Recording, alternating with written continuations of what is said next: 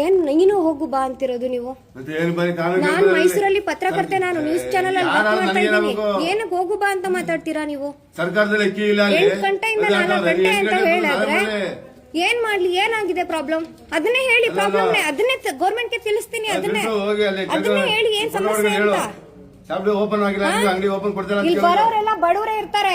So ಅವ್ರು ಯಾರು ನಿಮ್ಮನ್ನ ಪ್ರಶ್ನೆ ಮಾಡಲ್ಲ. ಏನಕ್ಕೆ ಇಷ್ಟೊತ್ತು ಮಾಡ್ತಿದ್ದೀರಾ ಅಂತ ಕೇಳಿದೆ. ಅದೇ ಏನ್ ಪ್ರಾಬ್ಲಮ್ ಹೇಳಿ ನನಗೆ.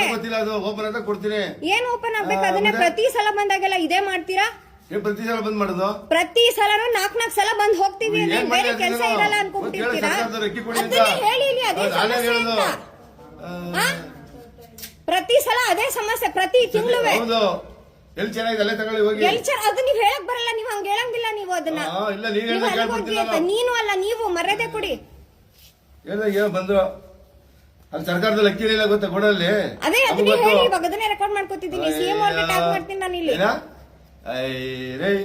ದುಡ್ಡು ಮಾಡ್ಬಿಟ್ಟಿರ್ತೀನಿ.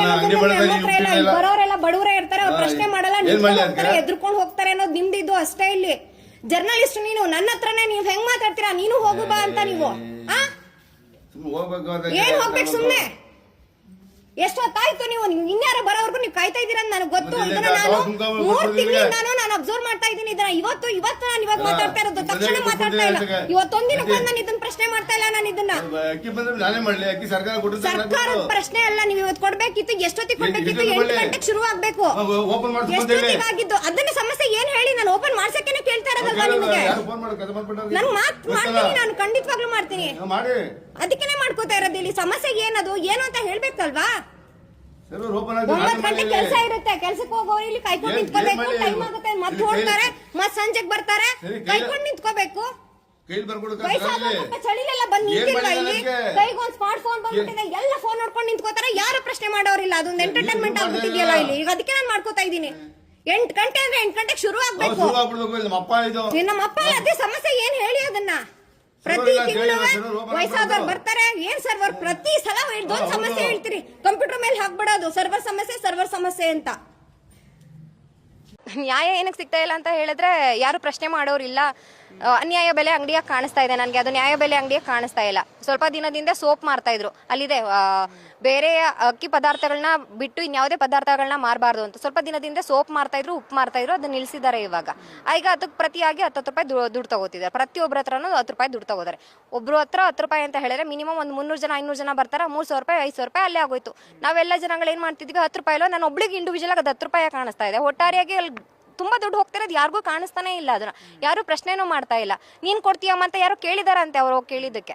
ಸೊ ಇದು ಆಗ್ತಾ ಇರೋದಲ್ಲಿ ಅಷ್ಟೇ ಆಗಿದ್ದು. ನಾನು ಒಬ್ಳೆ 10 ರೂಪಾಯಿ ಕೊಡದೆ ಜೊತೆ ಅಕ್ಕಿ ತಗೊಬಂದಿದ್ದು. ಇನ್ನೆಲ್ಲರೂ 10 ರೂಪಾಯಿ. ನಾನು ಜಗಳ ಆದ್ರೂ ಅವ್ನು 10 ರೂಪಾಯಿ ಇಸ್ಕೋತಾನೆ ಇದ್ದ. ನಾನು 10 ರೂಪಾಯಿ ಕೊಟ್ಟಿಲ್ಲ, ಇಸ್ಕೊಳ್ಳಿಲ್ಲ ಅವನು. ನನ್ಗೆ ಅಕ್ಕಿ ಕೊಟ್ಟ. ನನಗೆ ಬೇರೆ ಯಾರು ಕೊಡ್ತಾನೆ ಇದ್ರು ಅವ್ನು ಕೊಡಿ ಅಂತ ಕೇಳಿ ಇಸ್ಕೋತಾನೆ. ಅವನು ನೋಡ್ಕೊಂಡೆ ಕೊಟ್ಟ. ನಾನು ನಿಂತೆ ಅಲ್ಲೇ. ನಾನೇನು ಎದ್ದು ಬರ್ಲಿ?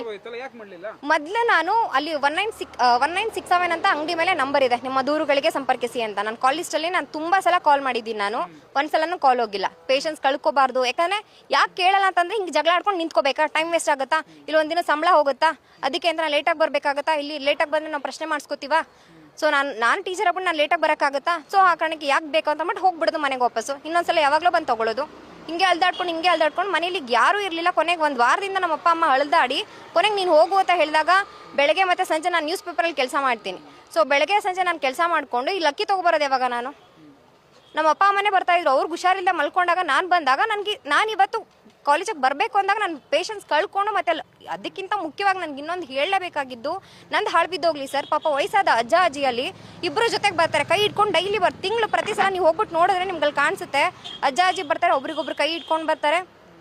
ಯಾಕೆ ಅಂತ ಹೇಳಿದ್ರೆ ಅವ್ರಿಗೊಬ್ರಿಗೆ ಸಿಂಗಲಾಗಿ ನಡೆಯೋಕ್ಕಾಗಲ್ಲ. ಒಬ್ರಿಗೊಬ್ರಿಗೆ ಆಸರೆ ಬೇಕು. ಮತ್ತೆ ಬೆಟ್ಟೆನ ಸಿಕ್ಕಿಲ್ಲ ಅಂದರೆ ಅವ್ರದ್ದು ಬೆಟ್ಟ ಆಗಲಿಲ್ಲ ಅಂದರೆ ಇವ್ರು ಬೆಟ್ಟು ಕೊಡಬೇಕು ಅಂತ ಹೇಳಿ. ಅಜ್ಜಿ ಪಾಪ ನೈಟಿ ಹಾಕೋ ಬರ್ತದೆ ಅಂದರೆ ಸೀರೆನೂ ಉಟ್ಕೊಳ್ಳೋಕ್ಕಾಗಲ್ಲ. ಅವ್ರನ್ನೂ 1 ವಾರದಿಂದ ಅಳ್ದಾಡ್ಸಿದ್ದಾರೆ ಅಂತ ಹೇಳಿದ್ರೆ ನಾನು ಟ್ರಿಗರ್ ಮಾಡುತ್ತಾ ಇಲ್ವಾ? ಯಾಕೆ ಅಂತ ಹೇಳಿದ್ರೆ ಅವ್ರು ಬಂದು ಯಾವತ್ತು ಕಿವಲ್ ನಿಂತಿಲ್ವಲ್ಲ. ಸಿದ್ದರಾಮಯ್ಯ ಅವ್ರು ಯಾವತ್ತು ಬಂದು ಕಿವಲ್ ನಿಂತಿಲ್ವಲ್ಲ. ಇನ್ಯಾರೋ ಆಹಾರ ಪಾಲಿಕೆಯವರು ಅಥವಾ ಡಿಪಾರ್ಟ್ಮೆಂಟ್ ಅವರು, ಫುಡ್ ಡಿಪಾರ್ಟ್ಮೆಂಟ್ ಅವ್ರು ಬಂದು ಕಿವಲ್ ನಿಂತಿಲ್ವಲ್ಲ. ಹಾಗಾಗಿ ಅವ್ರಿಗೆ ಗೊತ್ತಾಗ್ತಿಲ್ಲ ಆ ಇಂಟೆನ್ಸಿಟಿ.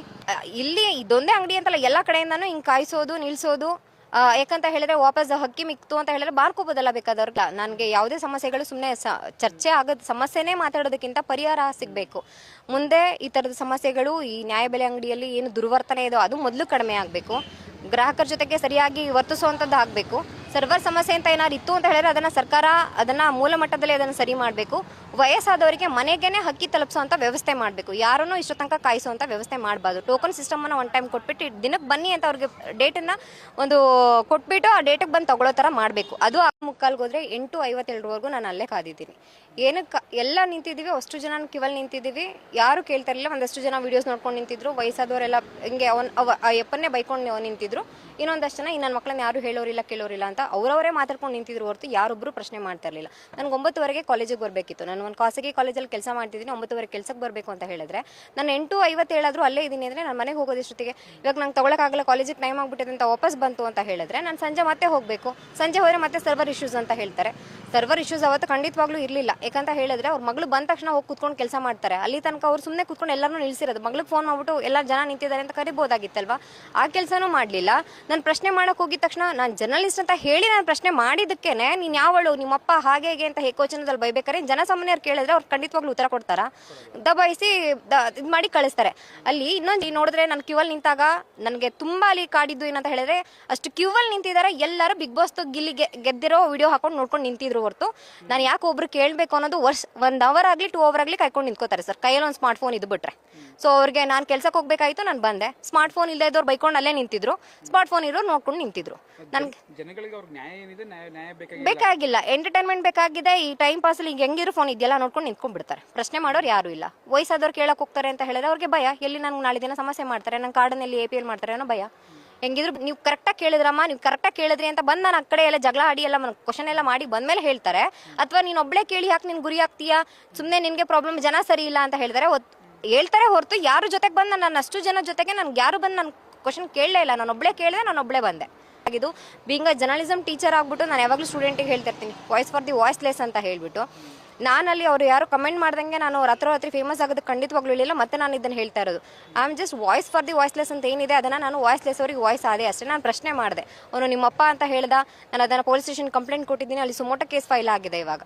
ಸೊ ಇಷ್ಟ ಆಗಿದೆ ನನಗೆ. ಸರ್ಕಾರದಲ್ಲಿ ಅಕ್ಕಿ ಇಲ್ಲ ಹೋಗ್ಬಿಟ್ಟು ಸರ್ಕಾರನ ಹೋಗಿ ಕೇಳ್ಕೋಗು. ಸರ್ಕಾರ ಇವನೇ ಉತ್ತರ ಕೊಡೋಕೆ ರೆಡಿ ಇಲ್ಲ. ಜನಸಾಮಾನ್ಯರು ಸರ್ಕಾರ ಹತ್ರ ಹೋಗೋಕ್ಕಾಗತ್ತಾ? ಇವನ್ ತಾನೇ ಪ್ರಶ್ನೆ ಮಾಡಬೇಕು. ಇವನಿಗೆ ಸಮಸ್ಯೆ ಇತ್ತು ಅಂತ ಹೇಳಿದ್ರೆ ಜನ ಹಿಂಗೆಲ್ಲ ಹೇಳ್ತಿದ್ದಾರೆ ಅಂತ ಅವನ ಮೇಲೆ ಅಧಿಕಾರಿಗಳಿಗೆ ಅವ್ರ ಗಮನಕ್ಕೆ ತರ್ಬೋದಲ್ವಾ.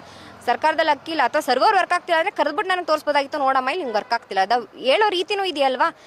ಅಕ್ಕಿ ಇಲ್ಲ ಅಥವಾ ಸರ್ವರ್ ವರ್ಕ್ ಆಗ್ತಿಲ್ಲ ಅಂದ್ರೆ ಕರೆದ್ಬಿಟ್ಟು ನನಗೆ ತೋರಿಸ್ಬೋದಾಗಿತ್ತು, ನೋಡಮ್ಮ ಇಲ್ಲಿ ಹಿಂಗೆ ವರ್ಕ್ ಆಗ್ತಿಲ್ಲ. ಅದು ಹೇಳೋ ರೀತಿನೂ ಇದೆಯಲ್ವಾ. ನಾವು ವಿಡಿಯೋದಲ್ಲಿ ನೋಡ್ತಾ ಇದ್ದೇವೆ, ಅದ್ರಲ್ಲಿ ನೀವು ಸಾರ್ ಹೇಳಿ ಅಂತ ಮಾತಾಡ್ತಾ ಇದ್ದೀರಾ. ಅವನು ಯಾವುದೇ ಕಾರಣಕ್ಕೂ ನಿಮ್ಗೆ ಏಕವಚನ ಬಿಟ್ಟು ಬೇರೆ ಮಾತಾಡಿಲ್ಲ. ನೀನು ಹೋಗು ಬಾ, ನೀನೇನಮ್ಮ, ನೀನು ಏನ್ ಮಾಡ್ಕೋತೀಯ. ಅದು ಇನ್ನೊಬ್ಬ ಪಕ್ಕದಲ್ಲಿ ಇನ್ನೊಬ್ಬ ಕೂತಿದ್ದ, ಅವನಿಗೆ ಟೌಂಟ್ ಕೊಡಕ್ಕೆ ಅವ್ನು ಎಲ್ಲರ ಕ್ಯೂವಲ್ಲಿ ನಿಂತಿದ್ದೆ. ಅವನೊಬ್ಬ ಮಾತ್ರ ಬಂದ, ಕ್ಯೂನು ನಿಲ್ಲಿಲ್ಲ, ಏನೂ ಇಲ್ಲ, ಬಂದ ಅವ್ನ ಪಾಡಿಗೆ ಅವ್ನು ಕೂತ್ಕೊಂಡ.